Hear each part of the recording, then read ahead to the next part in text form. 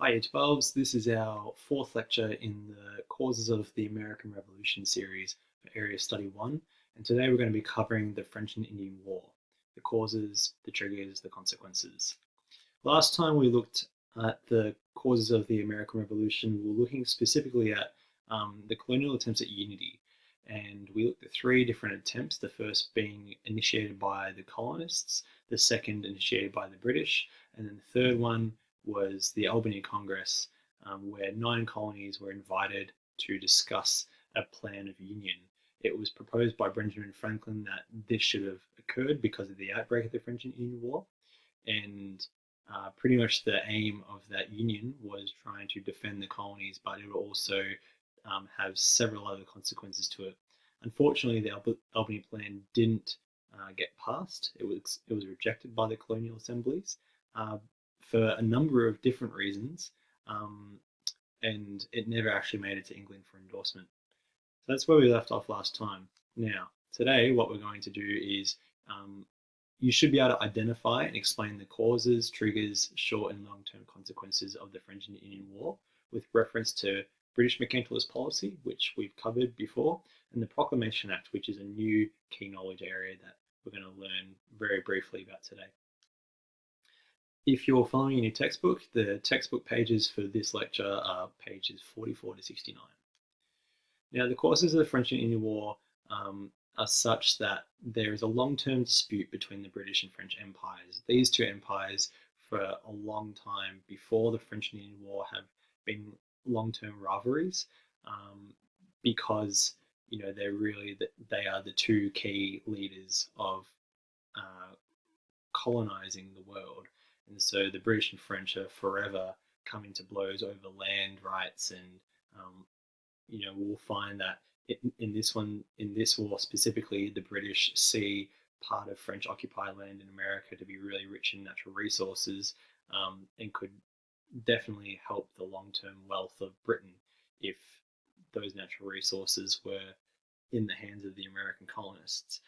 So one of the key causes for the French and Indian War is this long-term dispute, mainly over land that is wealthy in natural resources, and we come back to a cause being Britain's mercantilist policy.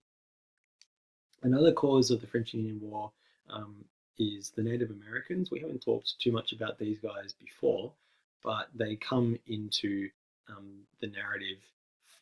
Obviously, it's called the French and Indian War, so they come into the narrative here. The Native Americans have stated that the land that is sandwiched between the Americans and the French is theirs, and with the ever increasing population from the Americans, the colonists really need this land to be able to expand colonial population. So, whilst there's a dispute over the French occupied land that is wealthy in natural resources, there is also a dispute over the Native American land, which will just naturally provide the Americans with further ability to expand its society because of the growing population. So they're our two main causes. Now, the basic narrative is summarized here. What happens is that the Virginia House of Burgesses, located in Virginia, obviously, assesses the situation to grant Native American land to Virginian companies. The Native Americans do not technically own the land, so the Virginia House of Burgesses assumes that they can just take the land and claim it as their own. The House of Burgesses then petitions the Crown to allow this to happen, and the Crown agrees that that's allowed to happen. They then travel to the Ohio River Valley, where the main dispute of territory is going to be located. So, in a nutshell, Virginia companies have traveled into Native American land, aiming to get to the other side where the Ohio River Valley is. Now, the French do not respond very well to this, and they refuse to move.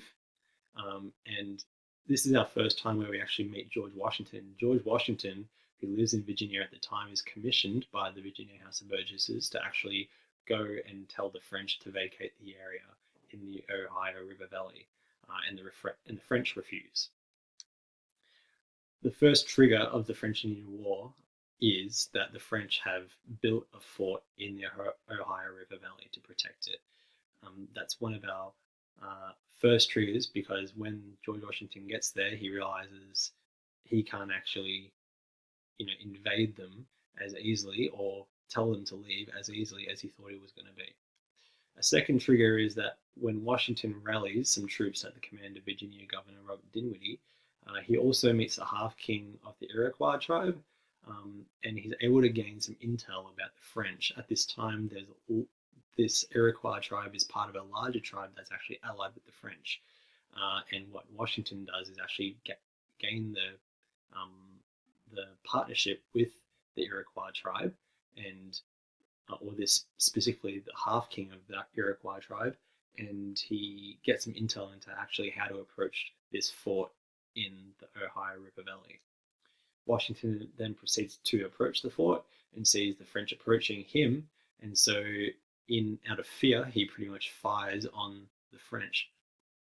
That turns out to be the key or leading trigger of the French-Indian War, literally a trigger of the French-Indian War, because what it turns out to happen is that he fires on the French, he shoots them all, he kills them, and it turns out that the French were actually just approaching Washington to actually give some negotiation papers to him to discuss how the dispute over the territory could be resolved.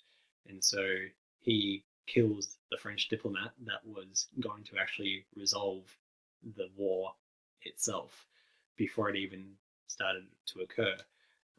So that is what this image is actually referring to. Right in the middle of your screen is George Washington shooting the French diplomat, and the French diplomat's holding the papers that he was going to use to actually try and resolve the dispute.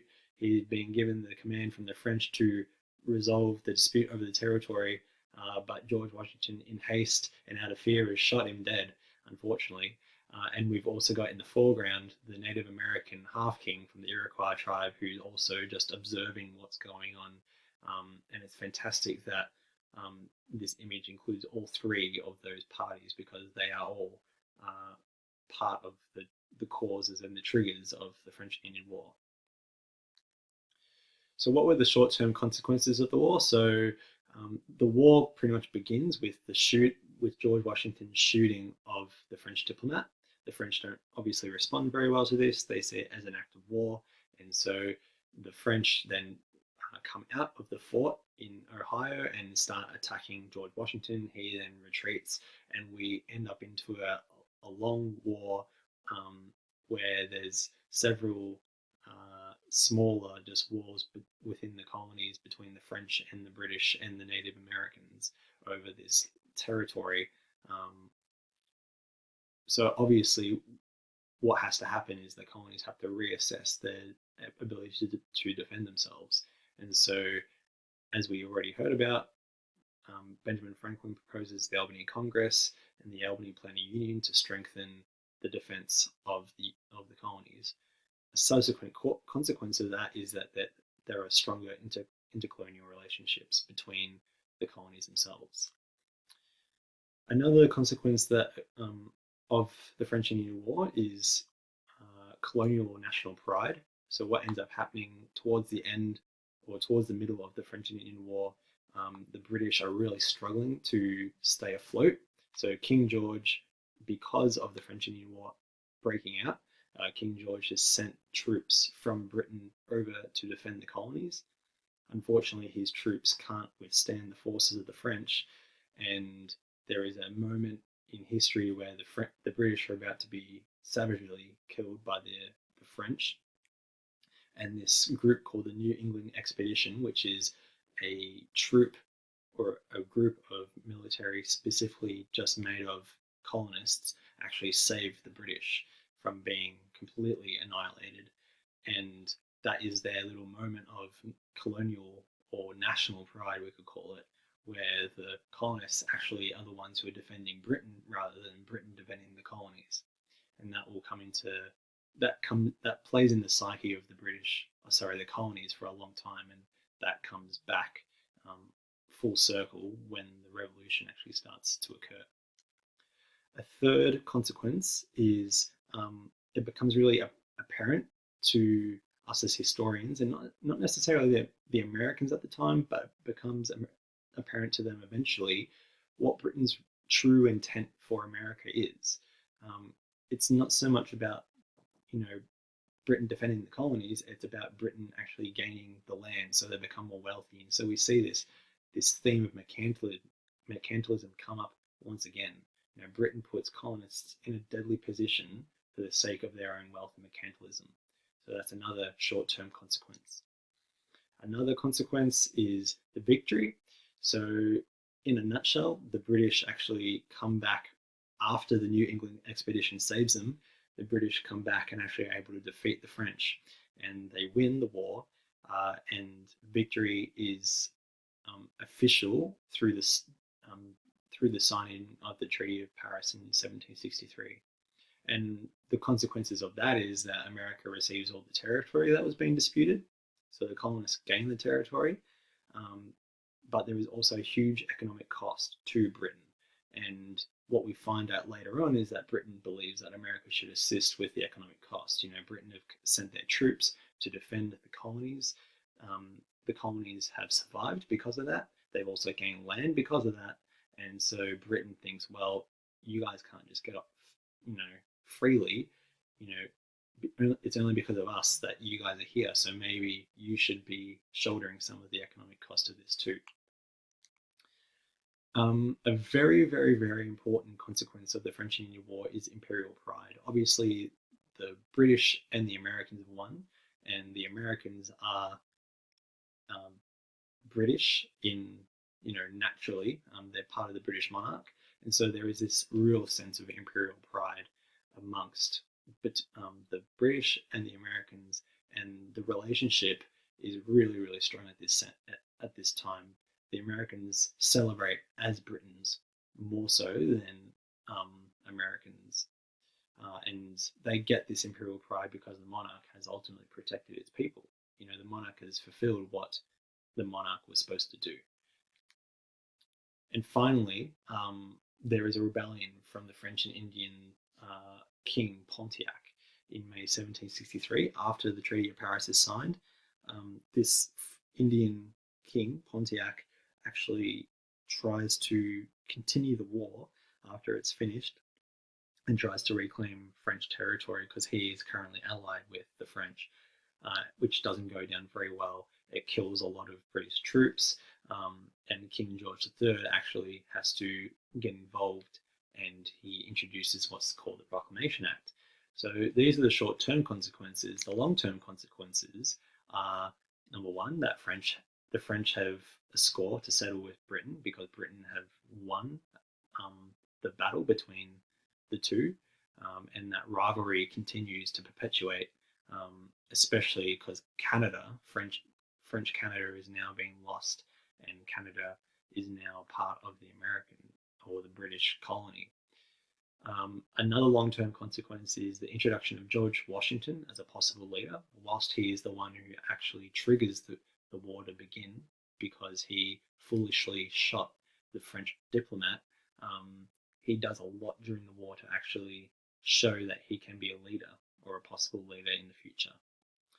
Number three, the colonists have connected with the Native Americans. So whilst Pontiac rebels and invades the British, and after the Treaty of Paris and kills several British and colonists, there has also been a similar connection with the Native Americans from the Iroquois tribe, and that's pretty much how Washington gets the intel about the French in the Ohio River Valley. And finally, there's a Proclamation Act, and that's what I was alluding to earlier when I said that Pontiac starts massacring British colonists and American colonists, and King George has to step in after the treaty saying, okay, what we'll do is we'll draw a line between where the natives are living and where the Americans are living, and we'll call it the Proclamation Act or the Proclamation Line in 1763. And King George just says to all the American colonists, you guys aren't allowed to pass this line past the Appalachian Divide without the authority of myself. We need to make sure that we maintain the relationships with the Native Americans. And if you decide to go past that, then you'll be tried accordingly. I've just added in there like another long-term consequence of that act is actually the end of salutary neglect. King George has kind of come out of the woodwork because of the war, and he has enforced a new act or new legislation on the colonists. And the colonists haven't actually heard from King George or the monarch for a long time, because they've been living under this salutary neglect where they could live independently. And now King George is actually stepping in saying, no, this is how you have to live. You're not allowed past this line. So that actually is another long-term consequence that will come back to bite King George eventually. Okay, so that's the French and Indian War. Next time we're going to ask the question, well, why didn't the revolution start in 1763? The end of salutary neglect.